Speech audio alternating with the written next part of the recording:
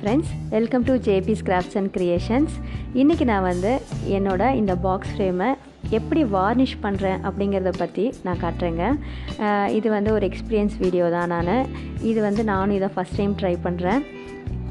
இது எனக்கு ரொம்ப பிடிச்ச ஒரு ஃப்ரேம் வந்து அந்த ஃப்ரேமை வந்து ரொம்ப நாளாக நான் வச்சு எப்படி டெக்கரேட் பண்ணலாம் அப்படின்னு பார்த்து இப்போ தான் இதை வந்து டெக்கரேஷன் பண்ணியிருக்கேன். இது வந்து ரொம்ப ப்ளெயினாக இருக்க ஃபீல் பண்ணதால் நான் அது வந்து கலர் கொடுத்து வார்னிஷ் பண்ணணும்னு முடிவு பண்ணது. இது வந்து நான் யூகேயில் வாங்கின ஃப்ரேமுங்க. இப்போ இங்கே அமேசான்லலாம் கூட உங்களுக்கு இது வந்து ஆன்லைனில் கிடைக்குது. என்னோடய வீடியோ உங்களுக்கு பிடிச்சிருந்ததுன்னா லைக் பண்ணுங்கள், கமெண்ட் பண்ணுங்கள், மறக்காமல் சப்ஸ்கிரைப் பண்ணுங்கள். இப்போ நான் இதை எப்படி பண்ணேன் அப்படிங்கிறத உங்களுக்கு நான் காட்டுறேன். இப்போ பாருங்கள், இந்த கலரில் தான் அந்த ஃப்ரேம் வந்து நேச்சுரல் வுட் அப்படின்னு சொல்லுவாங்க. இது வந்து ரொம்ப ப்ளெயினாக இருக்குது அப்படின்னு எனக்கு ஃபீல் ஆச்சு. பெயிண்ட் பண்ணால் ரொம்ப அழகாக இருக்காது அப்படின்னு தோணுச்சு. ஸோ அதனால் நான் இதை வந்து வார்னிஷ் பண்ணலான்னு முடிவு பண்ணேன். இப்போ வந்து இந்த பாக்ஸ் ஃப்ரேமை வந்து நான் மெதுவாக வந்து பிரித்து எடுத்துக்கிறேன் தனித்தனியாக.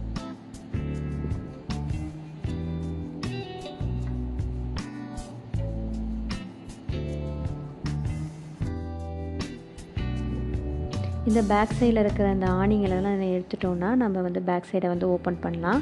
இது வந்து பாக்ஸ் ஃப்ரேம் அப்படின்னு சொல்லுவாங்க. கொஞ்சம் ஆழமாக வந்து நம்ம திங்ஸ் கூட 3D எஃபெக்டில் இருக்க திங்ஸ் கூட இதில் வந்து நம்ம பண்ணிக்கலாம். ஸோ இந்த மேலே இருக்கிற நான் வந்து கார்ட்போர்டை வெளியே எடுத்துட்டேன். அதுக்குள்ளே இருக்க அந்த பேப்பர், அப்புறம் அந்த கண்ணாடி ஃப்ரேம், இது ரெண்டையும் நம்ம பத்திரமா எடுத்து வைக்கிறோம். இதுக்கு நம்ம வார்னிஷ் போட போகிறதில்ல, ஜஸ்ட் இந்த ஃப்ரேம் மட்டும்தான் நம்ம வார்னிஷ் போட போகிறோம்.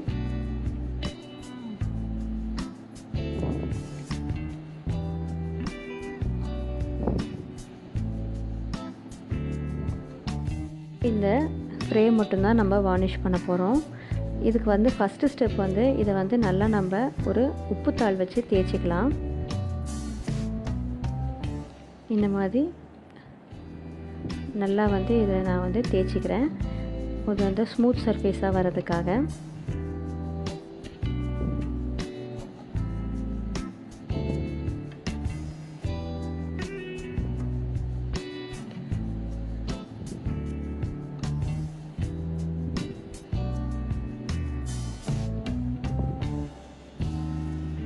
இப்போ இது எல்லாத்தையும் வந்து அதே மாதிரி தேய்ச்சிக்கோங்க.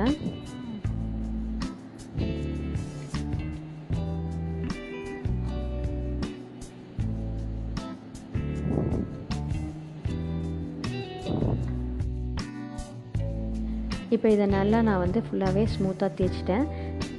நான் வந்து ஹார்ட்வேர்ஸ் கடையிலேருந்து இந்த மாதிரி ப்ரௌன் ஆக்சைடு அப்படின்னு சொல்லி அந்த பவுடர் எடுத்திருக்கேன். இங்கே இது கலர் கொடுக்கறதுக்கு. இதே மாதிரி எல்லோ கலர்ஸ் அந்த மாதிரி கலர்லாம் கூட கிடைக்கும். ப்ரௌன் வந்து உங்களுக்கு ஒரு நேச்சுரல் ஃபினிஷ் மாதிரி கிடைக்கும். கையில் க்ளவ் போட்டுக்கோங்க, வந்து உங்களுக்கு சாயம் எதுவும் பிடிக்காமல் இருக்கிறதுக்காக.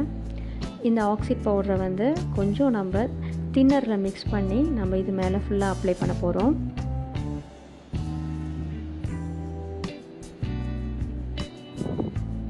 இப்போ பாருங்கள், இந்த மாதிரி ஒரு ப்ரௌன் கலர் நம்ம எடுத்துருக்கோம். இதில் கொஞ்சம் தின்னர் மிக்ஸ் பண்ணிக்கோங்க. இதை வந்து ஒரு ஸ்பாஞ்ச் எடுத்துகிட்டு அந்த ஸ்பாஞ்ச் வச்சு ஃபுல்லாக நம்ம அப்ளை பண்ணிக்கலாம். எல்லா பக்கமும் நல்லா இது வந்து ஃபுல்லாக கவர் ஆகிற மாதிரி இந்த கலரை வந்து நம்ம எல்லா பக்கமும் பூசிக்கலாம். இது ஒரு சாயம் மாதிரி தாங்க. இந்த சாயத்துக்கு மேலே தான் நம்ம வந்து வார்னிஷ் பண்ண போகிறோம். ஸோ இந்த கலர் வந்து இன்னும் நல்லா என்ஹான்ஸ் ஆகும். இது வந்து பார்க்க இப்போ டார்க்காக தெரியுது, இன்னும் கொஞ்சம் நம்ம தேய்க்கும் போது லைட் ஆகும். அதுக்கப்புறம் நம்ம அது மேலே வார்னிஷ் கொடுக்கும்போது அதோட ஃபுல் ஃபினிஷ் கலர் வந்து தெரியும் நம்மளுக்கு.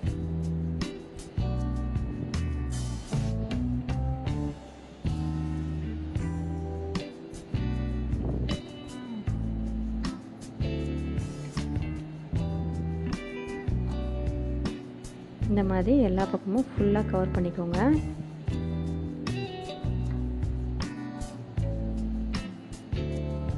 இப்போ இதை வந்து திரும்பியும் அந்த உப்புத்தாள் வச்சு நல்லா அந்த எக்ஸஸ் கலர், இந்த ஸ்மூத்னஸ் வர்றதுக்காக நல்லா எல்லாத்துக்கும் தேய்ச்சிக்கலாம். இப்போ பார்த்தீங்கன்னா நான் அப்ளை பண்ணும்போது இருந்த கலர் வந்து இப்போ கொஞ்சம் லைட் கலராக தெரியுது நம்மளுக்கு. இது வந்து வார்னிஷ் பண்ணும்போது உங்களுக்கு அந்த ஒரிஜினல் கலர் வந்து திரும்பி நல்லா டார்க்காக அழகாக வந்துடும்.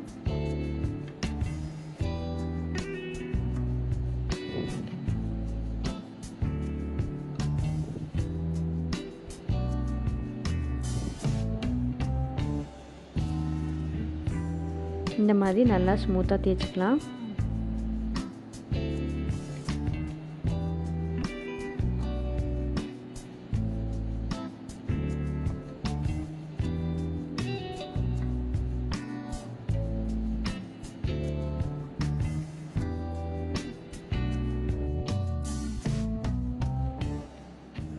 இப்போ இதில் வந்து நம்ம வுட் வார்னிஷ் வந்து இப்போ தான் அப்ளை பண்ண போகிறோம். இந்த மாதிரி நான் கிளியர் சிந்தட்டிக் வார்னிஷ் தான் யூஸ் பண்ணுறேன்.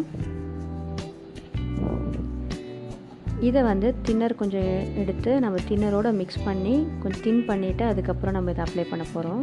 பாருங்கள், இந்த மாதிரி திக்காக இருக்கிற இந்த வார்னிஷை வந்து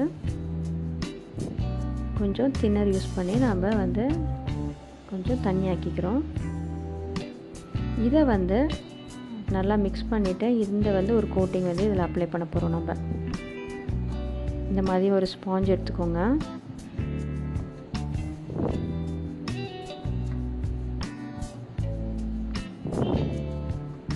நல்லா தின்னாக இருக்கட்டும், அப்போ தான் உங்களுக்கு வந்து நல்லா வந்து அந்த ஃபினிஷ் வந்து நல்லா மேட் ஃபினிஷாக கிடைக்கும். இப்போ பாருங்கள், இது மேலே நான் வந்து இப்படி அப்ளை பண்ணுறேன். உங்களுக்கு இப்போவே தெரியும், நல்ல கலர் டிஃப்ரென்ஸ் வந்து அழகாக வருது.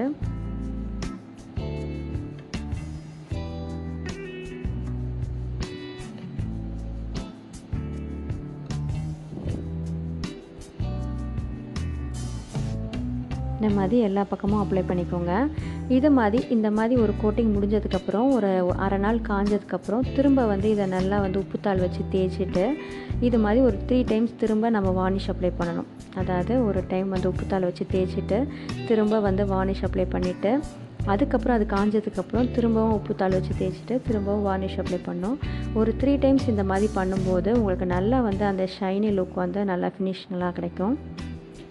நான் அந்த மாதிரி 3 டைம்ஸ் வந்து இதை அப்ளை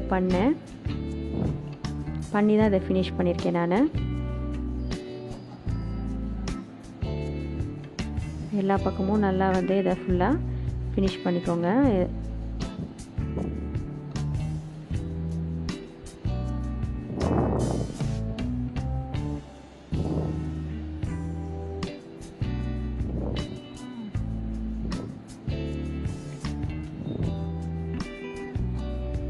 இப்போ பாருங்கள், இது உங்களுக்கு வந்து ஆல்மோஸ்ட் ஃபினிஷ் ஆகிடுச்சு. நான் நல்லா வந்து ஒரு ஷைனிங் கோட்டுக்கு இதை கொண்டு வந்துட்டேன்.